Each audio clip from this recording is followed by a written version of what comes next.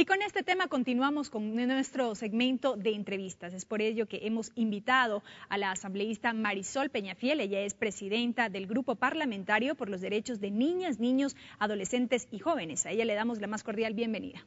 Muchas gracias por la oportunidad.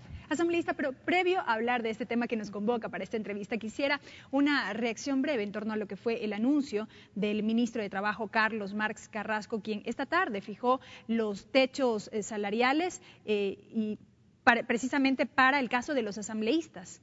Bueno, decirles que nuestra bancada, la bancada de Alianza País, apoya esta decisión emprendida desde el Ejecutivo. Trabajamos en equipo en el tema de corresponsabilidad frente a decisiones.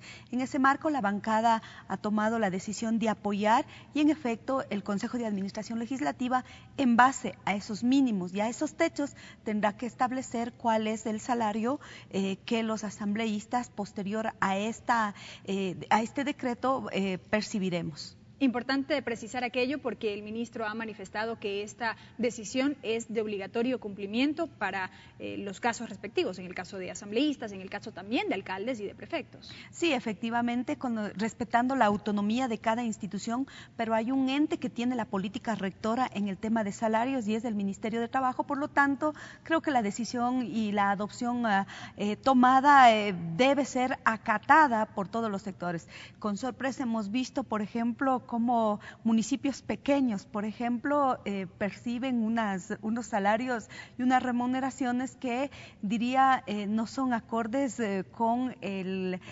gasto que tienen en cada uno de sus territorios. Por lo tanto, creo que esto también va a permitir equilibrar algunos desajustes que existían. En ese marco, nosotros reconocemos la intención, lo loable que es, y dentro de esta lucha que nosotros hemos emprendido las mujeres para garantizar los derechos del acceso a la salud, creemos que la inversión va a ser un resultado positivo y por lo tanto eso es una inversión y apoyar en procesos en esta situación que no es que estamos en una crisis al tope o vamos a quebrar, no, por el contrario, creo que la política económica ha sido adoptada desde el Ejecutivo con miras a no colapsar la economía del país. Y bueno, evidentemente luego del receso legislativo conoceremos cuál será el pronunciamiento del Consejo de Administración Legislativa CAL en torno a este tema. Ahora sí, nos adentramos en el tema que hemos propuesto para esta entrevista.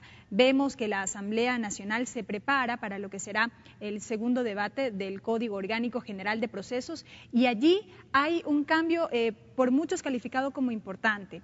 Lo que tiene que ver con las pensiones alimenticias y la eliminación de la prisión para los familiares de los progenitores que en este caso no cumplan con esta medida. Bueno, primero decirles que el Código General de Procesos es un nuevo paradigma dentro del derecho civil. Elimina 80 procedimientos dispersos y que en materia civil representaban alrededor de 15, 20 años un proceso ejecutivo, por ejemplo, un tema de partición, un tema de herencias, muchos de ellos no se terminan. Por lo menos se considera que alrededor de 80 procedimientos acaban con este nuevo Código de Procesos. Implementamos 4 procedimientos, es decir, la implementación de la oralidad, la inmediatez, el principio procesal de la agilidad y del ahorro procesal son los que benefician. En ese marco, uno de los procedimientos en los cuales los derechos y garantías de niñez y adolescencia, yo diría, eran vulnerados porque si vemos la historia de lo que significó el Código Civil, porque ahí también unas personas son sujetos de derechos de alimentos, por ejemplo, qué pasa con la madre embarazada, qué pasa con los adultos, también el Código Civil establece esos principios.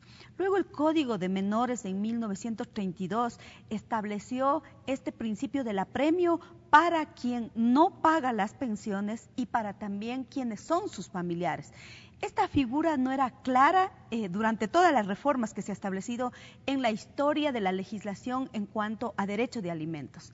Por lo tanto, lo que hemos hecho es clarificar, establecer un procedimiento claro, expedito, que es un procedimiento sumario, que a más tardar en 20 días, sin suspensión de audiencia, se resuelve el problema de alimentos y el establecimiento de una pensión alimenticia. Porque, ojo, no hay que confundir el derecho de alimentos, que es producto y es connatural a la relación parento-filial, es decir, papá, mamá tienen una obligación con un niño, con una niña, con un adolescente para garantizar su vida. Y no se refiere única y exclusivamente a subvencionar todo lo que fisiológicamente necesita un niño, es decir, comer, alimentarse, vestirse, y va mucho más allá. Entonces, eso hay que precisar. Por lo tanto, esto de la pensión subsidiaria es basado en lo que dice la Constitución de la República. El Estado, la sociedad y la familia tienen que garantizar los derechos de los niños, de las niñas, de los adolescentes. La norma nunca dijo que hay que privar de la libertad a las abuelitas, por ejemplo, es el caso más mediático que hemos conocido. La norma lo que establecía es una responsabilidad y como último de los momentos ver este mecanismo.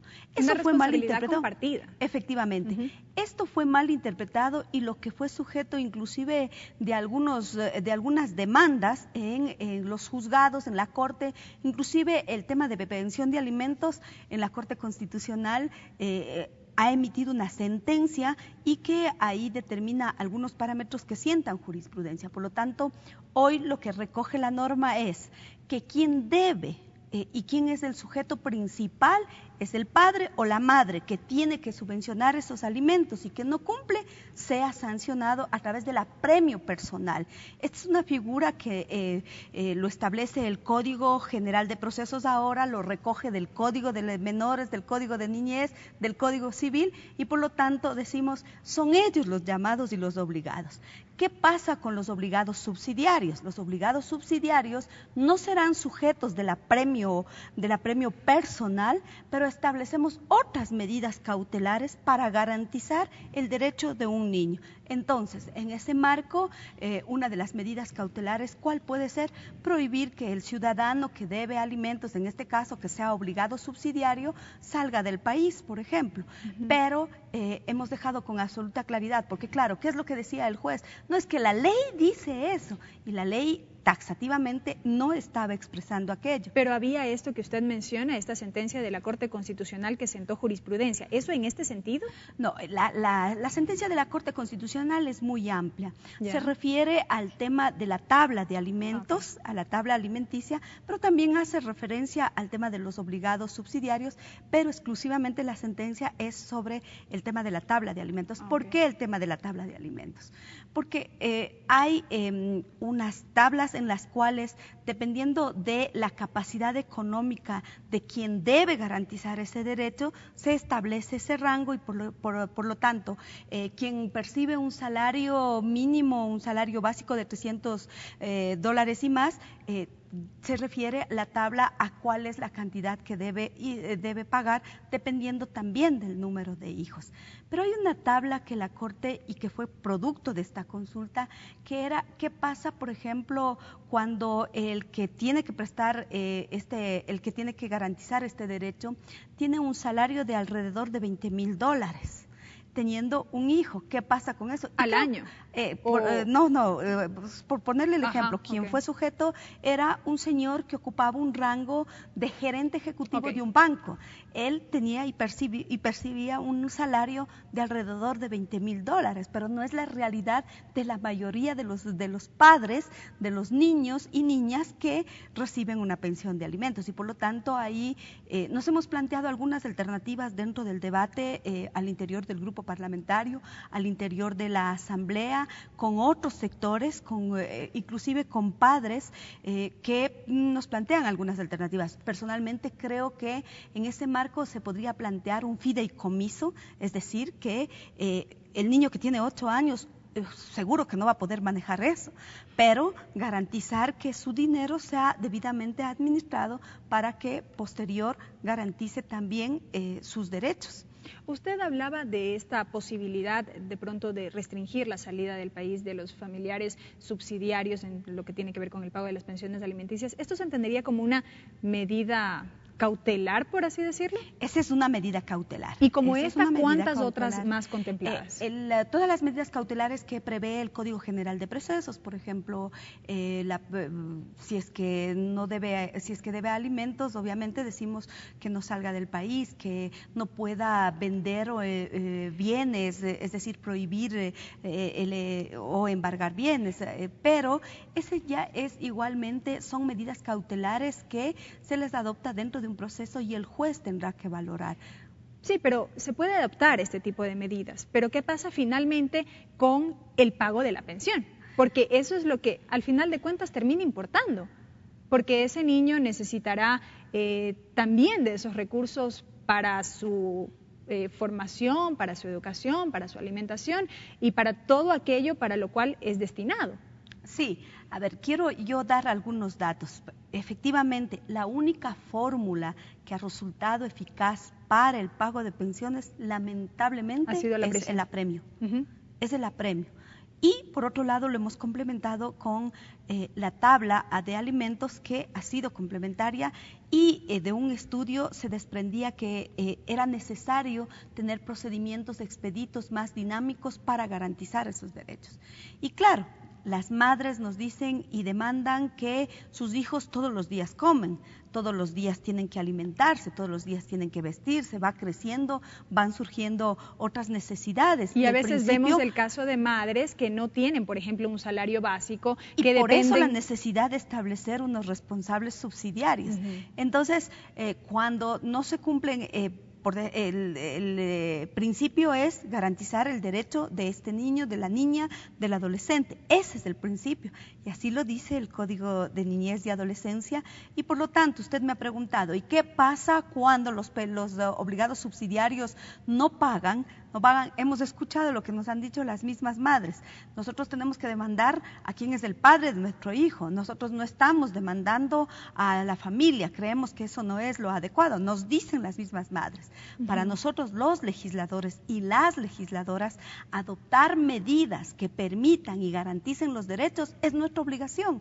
Es nuestra obligación. Muchas de las veces no podemos satisfacer a todo mundo y por lo tanto, en este equilibrio, que es lo que queremos plantear a través de las medidas cautelares.